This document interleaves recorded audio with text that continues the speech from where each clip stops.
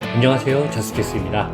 이번 시간에는 공부를 해도 헷갈리는 프랑스 대혁명에 대해서 알아보도록 하겠습니다. 먼저 프랑스의 신분 구조를 살펴보겠습니다. 당시 프랑스는 보시는 것과 같이 세 가지 신분으로 나뉘어져 있었습니다. 제1신분인 성직자는 전체 인구의 0.5% 정도였고, 제2신분인 귀족은 약 1.5% 정도였으며, 나머지는 제3신분으로 전체 인구의 약 98% 정도를 차지하고 있었습니다. 제3신분은 다시 부유한 부르주아와 가난한 프롤레타리아로 나뉘게 되는데, 콜베르의 중상주의 정책을 통하여 당시 부르주아들은 이미 많은 부를 쌓았고 18세기 계몽사상의 영향으로 깨어있는 시민들이었습니다. 그들의 과제는 앙시앙 레짐이라 불렸던 기존의 체제를 무너뜨리고 귀족과 동등한 권리를 가지고 재능에 따라 자유롭게 공직에 진출하며 자본주의를 더욱 확고하게 하여 귀족과의 경계를 허무는 것이었습니다. 다음으로는 당시 프랑스의 상황을 살펴보도록 하겠습니다.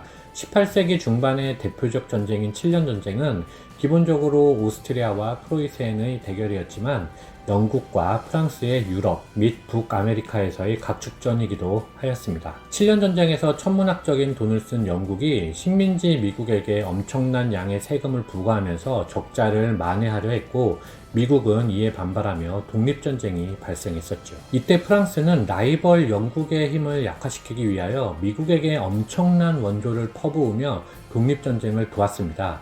그 결과 미국은 독립했지만 프랑스의 국가 채무 역시 심각한 상황에 이르게 되죠. 이제 혁명 직전 상황으로 가보겠습니다. 1789년 5월 5일 베르사유 궁전에서 평민 대표, 성직자, 귀족들이 모여 삼부회가 열렸고, 이 자리에서 루이 16세는 재정학화를 인정하고 세금의 신설을 요구하였습니다. 성직자와 귀족들은 신분별 투표를 해서 2대1로 본인들의 의지를 관철하려 하였고, 평민 대표들은 머리스 투표를 원하였지만 실제 회의는 신분별로 이루어졌기 때문에 평민 대표들은 이런 식으로 회의가 지속되면 단독으로 입법기구를 마련할 수밖에 없음을 경고하였습니다. 하지만 신분별 회의가 계속되자 결국 평민 대표들은 제3신분으로만 구성된 국민의회를 만들었고, 6월 20일에 베르사유 궁전의 회의장 옆 테니스 코트에서 국민의회는 헌법이 제정될 때까지 투쟁하겠다는 테니스 코트의 서약을 하게 됩니다. 따라서 7월이 되면 루이 16세는 국민의회를 진압하기 위하여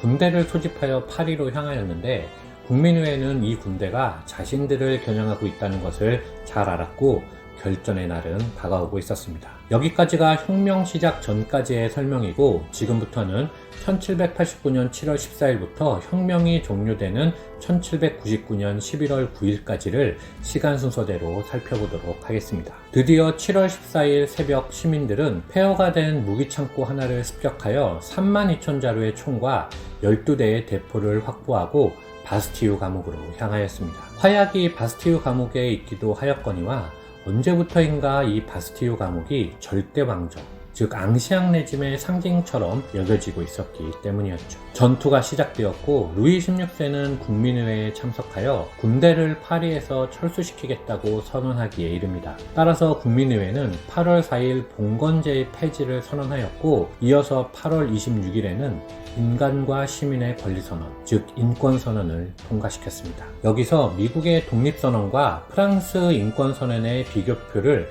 잠깐 보고 가도록 하겠습니다. 설명은 시간 관계상 생략하도록 할 테니 필요하신 분들은 잠깐 스톱하셔서 읽어보시면 좋을 것 같습니다. 1789년 10월 5일이 되면 급진파 장폴 마라를 비롯한 저항 세력은 여성의 행렬에 발포하지는 않을 것이라 예상하고 수천 명의 여성을 모집하여 베르사유 궁전으로 쳐들어가 루이 16세를 파리의 틸르리 궁전으로 끌고 왔고, 이때부터 루이 16세는 포로와 다름없는 삶을 살아가게 됩니다. 18개월 후인 1791년 6월 20일 밤, 루이 16세는 틸르리 궁전을 탈출하여 아내의 친정이 있는 오스트리아로 망명하기 위하여 도망쳤지만 바렌에서 붙잡혔습니다. 이 사진이 붙잡힐 당시의 루이 16세의 모습이죠. 루이 16세는 곧장 파리로 압송되어 왔는데, 이 바렌 사건 때문에 그때까지도 왕을 사랑했던 국민들의 마음을 돌아서게 만들어 재헌의회의 힘은 더욱 커지게 됩니다. 그리고 1791년 9월 드디어 2년 전 인권선언을 전문으로 하는 헌법이 통과되었습니다. 이 헌법으로 인하여 모든 분권적 특권은 폐지되었고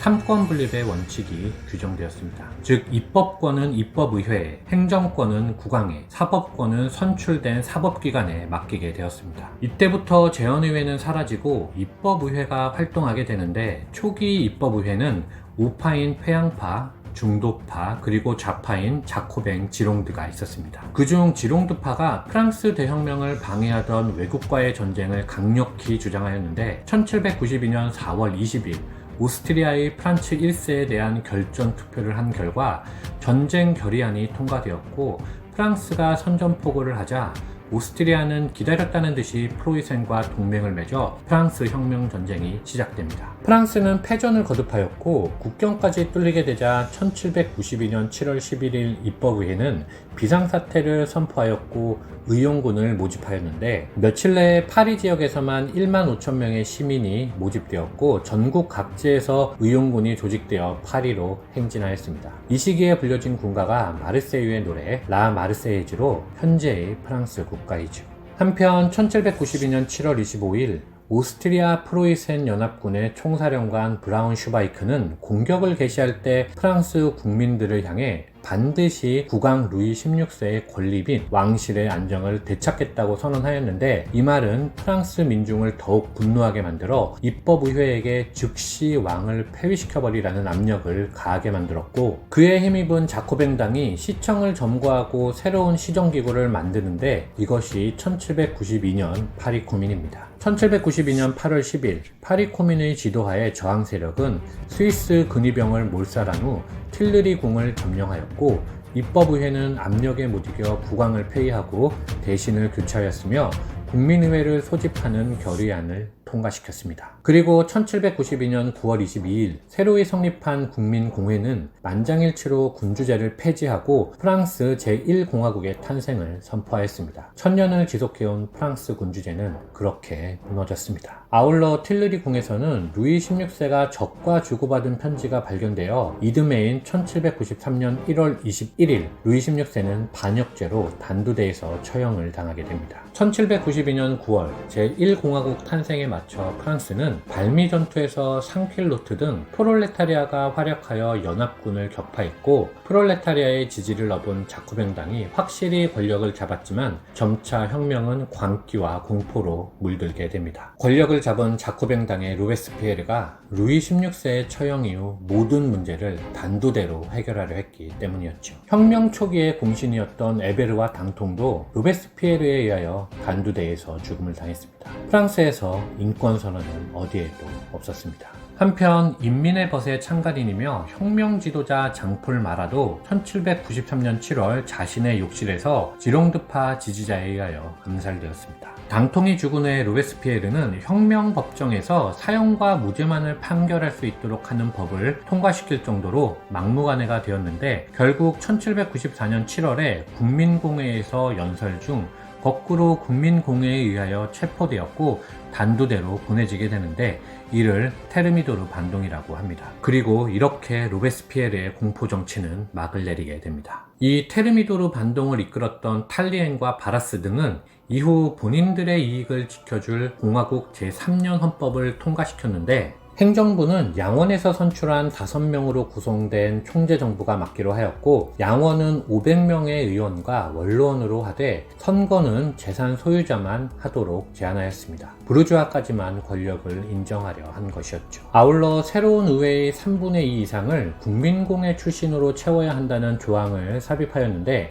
왕당파는 당연히 이에 반대하였고 곧 시위대를 조직하여 1795년 10월 5일 쿠데타를 일으켰습니다. 이때 바라스를 도와 쿠데타를 진압한 것이 나폴레옹이었고, 이를 방데미에르 13일의 쿠데타라고 합니다. 새로운 의회가 선출한 총재 5명은 모두 루이 16세의 처형에 찬성한 국민공회 출신이었습니다. 그들은 전쟁을 통하여 자신들의 권력을 유지하려 하였는데, 그들의 목표는 이탈리아에서 오스트리아군을 무찌르는 것이었습니다. 유능한 장군이 필요했고 나폴레옹이 임명되었습니다. 나폴레옹은 곧 이탈리아로 원정을 떠났고 총재정부 프랑스에 엄청난 승리를 가져다 주었는데 결과적으로는 1797년 오스트리아와 캄포 포르미오 조약을 체결하여 루이 14세의 평생 수건이었던 오스트리아령 네덜란드와 니스, 사보이 등을 획득하였습니다. 이 전쟁으로 나폴레옹은 사륙과 기아의 공포에 허덕이던 프랑스인들에게 영웅으로 떠오르게 되었습니다. 이 사진이 이탈리아 원정 때 알프스를 넘는 나폴레옹의 모습인데 실제로 나폴레옹이 탄 말은 그림과 같은 신경질적인 군마가 아니라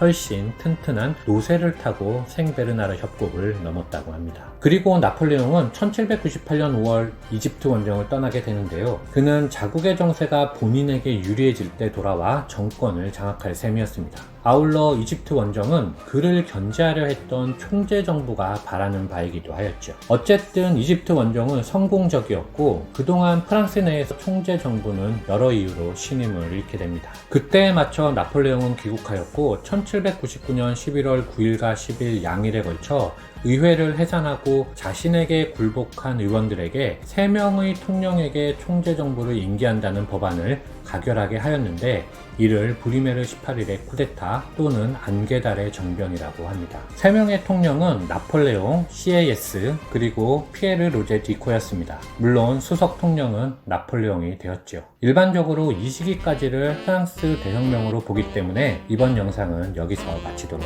하겠습니다. 여러분 좋아요와 구독, 알림 설정은 저에게 큰 힘이 됩니다. 부탁드리겠습니다. 감사합니다.